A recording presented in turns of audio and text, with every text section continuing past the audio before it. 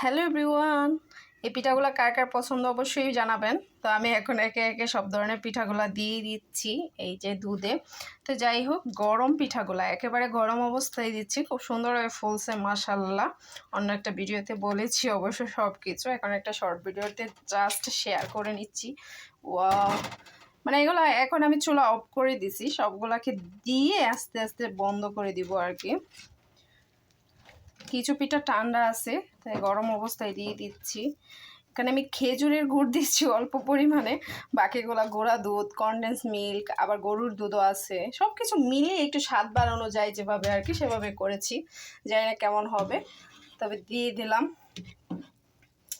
এখন ঢাকনা দিয়ে ঢেকে দিব একবারে কালকে দুপুর পর্যন্ত।